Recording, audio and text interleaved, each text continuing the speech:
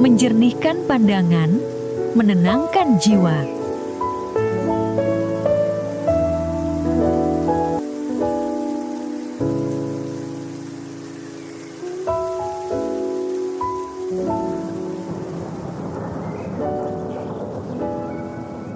Assalamualaikum warahmatullahi wabarakatuh.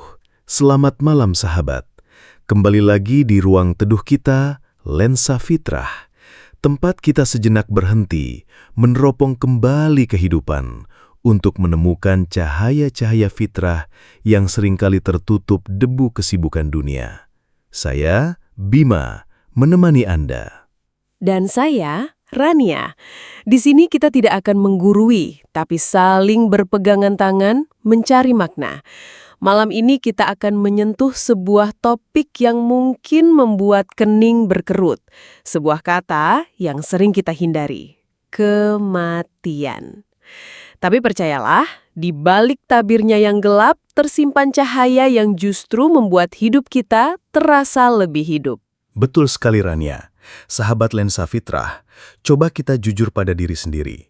Pernahkah hati kita melambung begitu tinggi saat meraih sebuah pencapaian? Gaji naik, proyek berhasil, atau sekedar pujian dari atasan? Rasanya seperti terbang, bukan? Tapi di sisi lain, pernahkah dada terasa sesak, panas, dan sempit saat melihat kesuksesan orang lain? Saat teman kita memamerkan mobil barunya, saat kerabat kita membangun rumah megah. Roller coaster emosi yang sangat kita kenal, Bima. Di satu puncak, ada euforia yang melenakan. Di lembah lainnya, ada iri hati yang diam-diam menggerogoti. Kita sering terombang-ambing di antara keduanya. Tapi, bagaimana jika ada sebuah jangkar yang bisa menahan kapal jiwa kita agar tetap tenang di tengah badai maupun di bawah terik kebahagiaan? Jangkar itu ada, sahabat. Dan jangkar itu adalah kesadaran akan sesuatu yang paling pasti dalam hidup ini. Seorang sahabat Nabi yang bijaksana, Abu Darda radhiyallahu anhu, pernah membisikkan sebuah rahasia agung. Beliau berkata, "Siapa yang sering ingat dekatnya kematian, tidak akan sering gembira yang berlebihan dan berkurang iri dengkinya kepada orang lain."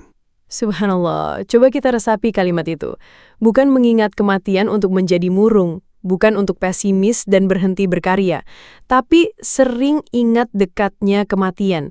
Sebuah kesadaran bahwa panggung sandiwara dunia ini begitu singkat, bahwa semua gemerlap yang kita genggam erat hari ini hanyalah titipan yang esok bisa diambil kembali kapan saja. Tepat sekali.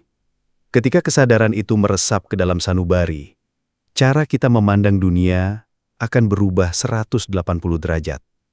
Saat kita mendapatkan nikmat, kita akan bersyukur, tapi tidak sampai lupa daratan. Kenapa? Karena ada suara lembut di dalam hati yang mengingatkan, ini hanya sementara, ini tidak akan kau bawa mati.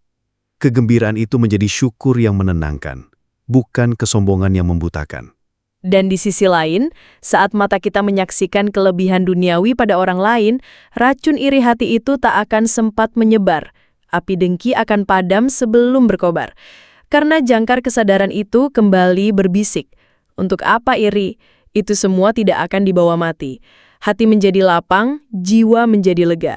Kita tidak lagi sibuk membandingkan rumput tetangga, tapi fokus menanami ladang amal kita sendiri. Ini bukan resep untuk menjadi lemah, sahabat. Justru sebaliknya, mengingat mati adalah bahan bakar paling kuat untuk menyalakan semangat mengejar keabadian. Ia adalah motor penggerak untuk ketaatan. Ketika kita sadar bahwa waktu kita adalah komoditas yang paling berharga dan tak bisa diperpanjang, kita tidak akan sudi menukarnya dengan hal-hal yang sia-sia. Persis! Hidup jadi punya tujuan yang jelas.